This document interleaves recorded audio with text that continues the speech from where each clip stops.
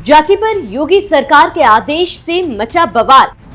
अब नेताओं की जाति राजनीति पर लगेगी लगाम। योगी के फैसले पर क्या बोले चंद्रशेखर आजाद। नमस्कार, आप देख रहे न्यूज एक्सप्रेस और मैं हूं आपके साथ शाफनी पटनायक। उत्तर प्रदेश की योगी सरकार ने जातिगत भेदभाव खत्म करने के लिए आदेश जारी कर दिया है कि अब सार्वजनिक स्थानों पर जाति का उल्लेख नहीं किया जाएगा और ना ही कोई ऐसी रैलियां निकाली जाएंगी जिनके बैनर और पोस्टरों में किसी जाति का जिक्र किया गया हो। सरकार के इस फैसले के बाद कोई भी सियासी पार्टी जाति आधारित रैलियां नहीं निकाल सकेंगी और ना ही कोई विरोध प्रदर्शन कर सकेगा। सरकार के इस फैसले का अब यूपी की राजनीति में असर भी दिखने लगा। एक तरफ जहां समाजवादी पार्टी के नेता राजकुमार भाटी ने योगी सरकार के आदेश का तुरंत पालन किया, तो वहीं चंद्रशेखर आजाद ने सरकार के फैसले का स्वागत किया।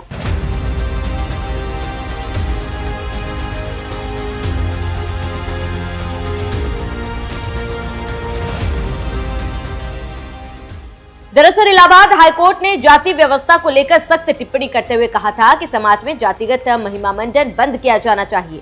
अगर देश को 2047 तक विकसित राष्ट्र बनाना है तो जाति व्यवस्था को खत्म करना होगा।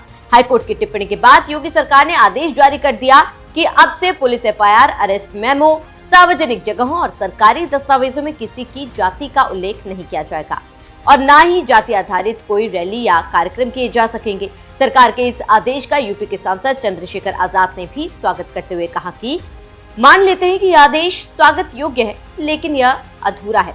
अगर वास्तव में अदालतें और सरकार देश और प्रदेश से जातिवाद मिटाना चाहती है तो सिर्फ जाति आधारित रैलियों को रोककर या एफआईआर और पट्टियों से जाति हटाने से काम नहीं चलेगा, बल्कि नामों के बाद लगने वाले जाति सरनेम हटाने का आदेश भी पारित करना होगा।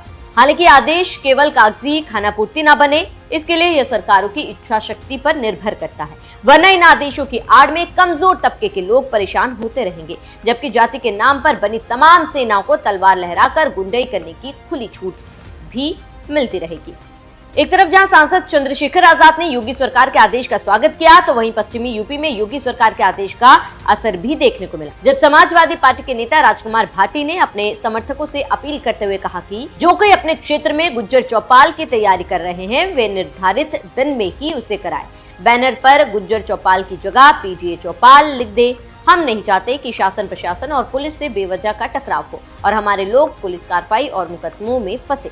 हमारा अभियान राजनीति में हिस्सेदारी के लिए है, टकराव के लिए नहीं। हमें युद्ध नहीं लड़ना, समाज को जागरूक और एकजुट करना है। सपाई नेता राजकुमार भाटी के इस बयान में योगी सरकार के आदेश का असर नजर आ रहा है, इसलिए उन्होंने अपने समर्थकों से गुज्जर चौपाल का नाम बदलकर पीडीए चौपाल करने की अपील की, क्योंकि कहीं ना कहीं ये बात वो भी जानते हैं कि कानून तोड़ने वालों को योगी सरकार कैसे सबक सिखाती है। योगी सरकार को क्यों जारी करना पड़ा आदेश? दरअसल ये पूरा मामला 29 अप्रैल 2023 का है, जब पुलिस ने एक स्कॉर्पियो गाड़ी से शराब की खेप बरामद की थी और इस मामले में आरोपी प्रवीण छेत्री समेत 3 लोगों को गिरफ्तार करते हुए एफआईआर में उनकी जाति का जिक्र कर दिया। इसको लेकर प्रवीण छेत्री ने हाईकोर्ट में याचिका दाखिल कर पूरी आपराधिक कार्रवाई रद्द करने की मांग की थी, जिस पर सुनवाई करते हुए कोर्ट ने आदेश दिया था कि भविष्य में पुलिस रिकॉर्ड, थानों के बोर्ड और सार्वजनिक स्थलों पर कहीं भी जाति का उल्लेख नहीं होना चाहिए। हाईकोर्ट की टिप्पणी के बाद योगी सरकार ने आदेश जारी कर दिया है, अब से सार्वजनिक स्थानों पर जाति नहीं लिखी जाएगी। सोशल मीडिया, इंटरनेट पर भी जाति का महिमा मंडन या नफरत फैलाने वाले कंटेंट के खिलाफ आईटी एक्ट के तहत कार्रवाई की जाएगी। एफआईआर, गिरफ्तारी मेमो और चार्जशीट जैसे दस्तावेजों से जाति का उल्लेख हटाया जाएगा। आरोपी के पिता के साथ मां का नाम भी होगा।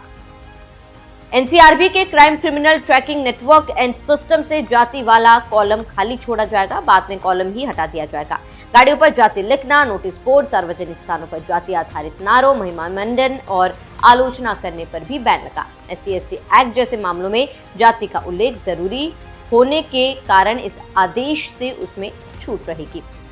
सरकार के इस आदेश के बाद सबसे ज्यादा असर राजनीति पर पड़ेगा, क्योंकि देश में जाति के मुद्दे पर राजनीति करना कोई नई बात नहीं। ये जाति आधारित राजनीति का ही असर है कि बीएसपी सुप्रीमो मायावती और चंद्रशेखर आजाद जैसे नेताओं को दलितों का नेता बता दिया जाता है, तो कभी अखिलेश यादव को यादवों का नेता बता दिया जाता है। योगी सरकार के आदेश के बाद कम से कम यूपी में अब जाति के मुद्दे पर राजनीति पर लगाम लग सकेगी। वैसे आप योगी सरकार के इस फैसले को किस तरह से देखते हैं, अपनी राय हमें कमेंट कर जरूर बताएं।